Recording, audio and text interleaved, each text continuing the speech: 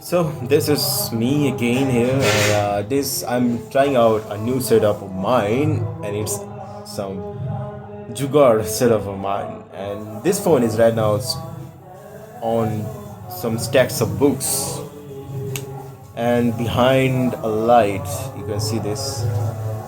So it's just a test whether or not everything will be right or not. It can be reduced like this. This is optimal. This seems very optimal. The only thing that's disturbing it is the loudspeakers that's been buzzing since morning due to festivals and yeah, exactly.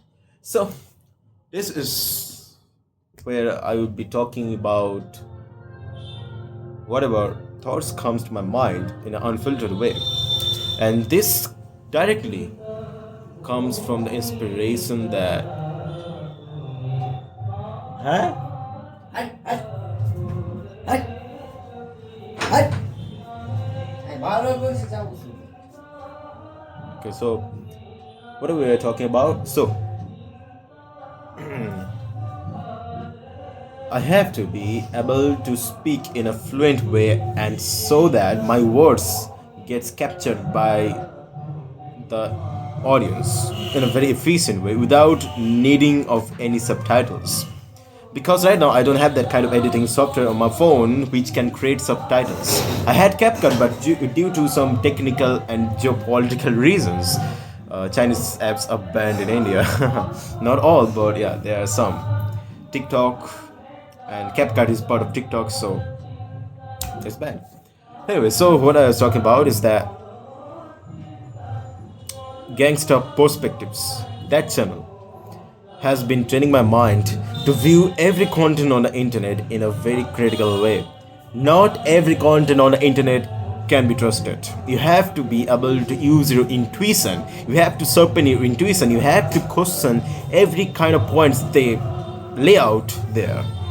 Otherwise, if you just passively consume everything on the internet without asking anything, without questioning anything, your brain is becoming passive, and in order to be sharp, very sharp in thinking, not only in that case but in everyday situations where various problems are occurring with you in personal life or in professional life or in any life. Everywhere there's problems, and you have to think critically to solve that problem in a very sharp way. Otherwise, the rule of the nature the rule of the nature that not everyone wants to agree to is that the strong always survives, the weak always dies, and that's the rule of nature since the beginning of the civilization. Am I right? Exactly. That's the history that's been occurring. We read history, right? What if I can? What if the thing is that the history that we are reading has been written by winners. It has been written by winners. So there's exactly no clue that most of the history that we are reading are true. Exactly. Those who failed to buy their names, to keep their credentials in front of the world, lost, haven't been able to appear on the history pages. For example, the ancient India. Ancient India was very highly, you know, educated in terms of science, Ayurveda, mathematics. They were so advanced. But guess what? As the downfall of civilization started, the uprising civilizations back then from Western countries took out the whole, what can I say, took out the most of the credits and put the patents in their name on these kind of innovations.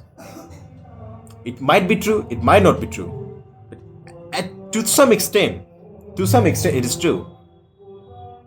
So that is the thing, whatever we are consuming, whatever people are saying, even your friends, man, the friends you trust a lot, even those people are entitled to illogical thinking, to like impractical information, unproven information.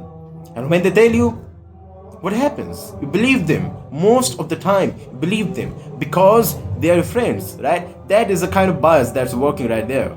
And you have to remove that.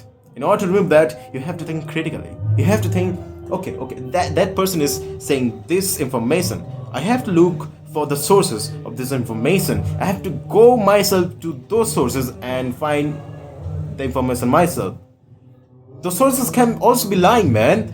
Everyone can be lying. Nothing in this world, every information is fragments. You know, are incomplete or sometimes very wrong.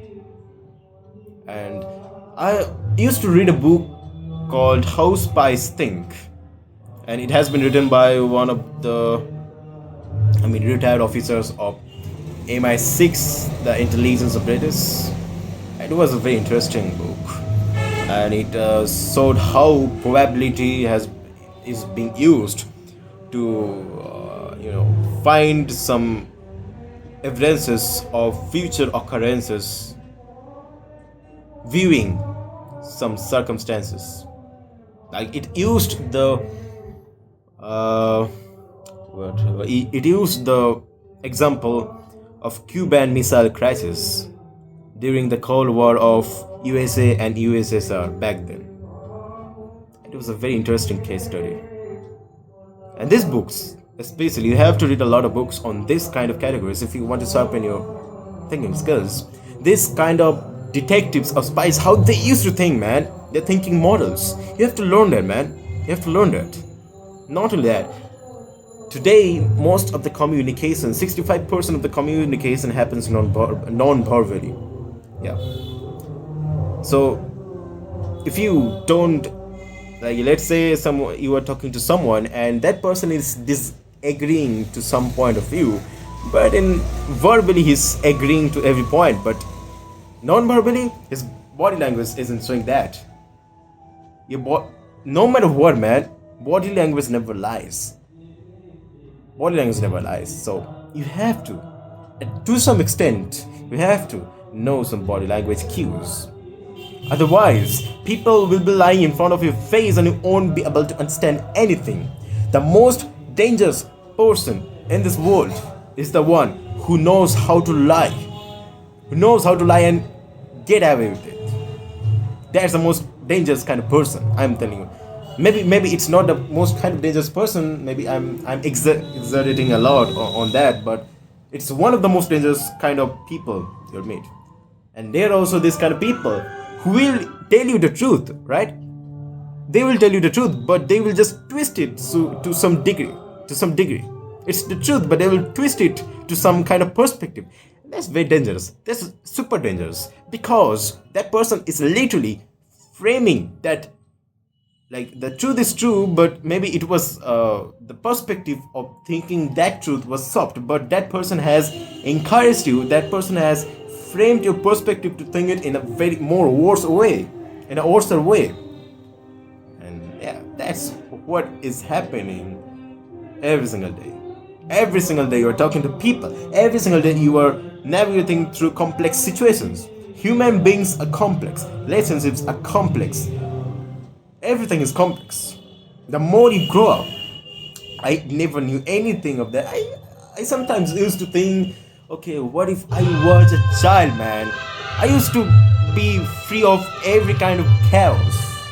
But the thing is, you can't go back to time. That's practical, man. In order to live happily in this practical way, you have to survive. You have to win. You have to be the best at what you do. Otherwise, if you can't survive, what is happiness in living, man?